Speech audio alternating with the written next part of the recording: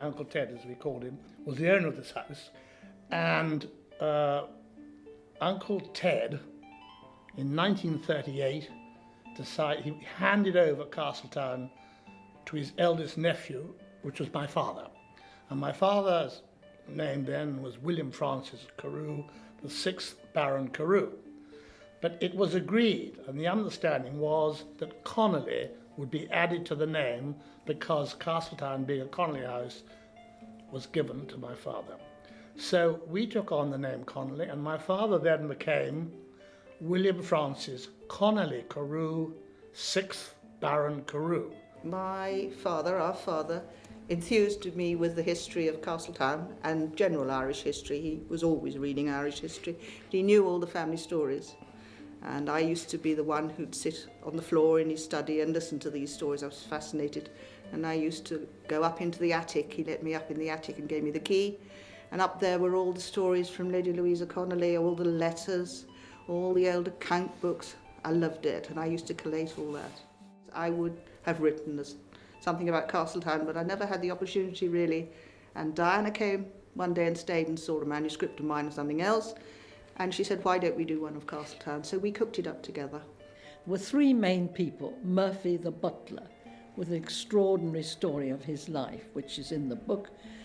Carpenter, Bob Smith, an amazing man. And thirdly, Johnny O'Neill. His family have been gardeners here for more than 300 years. One of the reasons for me doing the book is to try and people the house, so people can understand what was going on in these walls. You know, it's not just a museum. I'd known for several years that there was big financial problems in the upkeep of the place. It was enormous. And in the very early 60s, I remember my father, he consulted all the family. I remember him talking to me privately and said, look, the house needs rewiring, it needs a new roof, and it's going to cost about £150,000, which was a lot of money then in the 1960s, early 60s. I think we've got to sell. What did I think? And I said, well, Dad, great sadness, but no. Absolutely right. It has to happen. We don't, you know, he didn't want to break the place up into portions. So very sadly, the house was sold. But my father did the right thing, sadly, but he had to. When we were children, we could hear this farm bell ringing, and it would go in the morning for the men to come to work, 8 o'clock. That would be the bell for us to get up here too.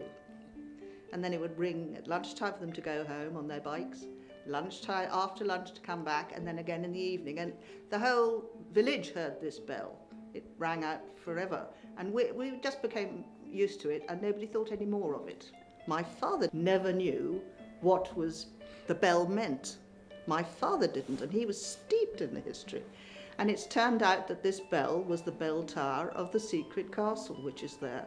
And when Speaker Connolly built this house originally, 1722, when he built it, it was so aesthetically beautiful that he tried to cover up this ruin of a castle.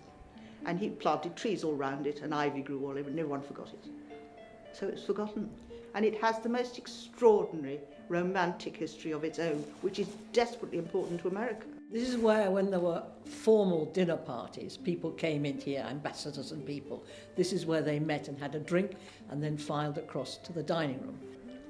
Instead of going to school, to the local school, Pat went to the local school and then went to England. Cruelly, at 8, they bumped off to stay. And Sally and I, from the age of about 5, and Bunny starting, we had a lady who lived in the house and taught us. And we were taught as if we were at school. So we were taught further down the corridor there in the little.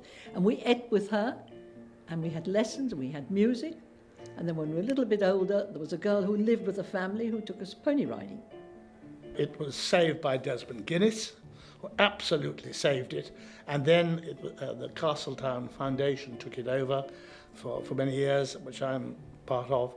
And of course then the state, it's in the ownership state, and I have nothing but the highest praise for the way the state, with the OPW doing the job for them.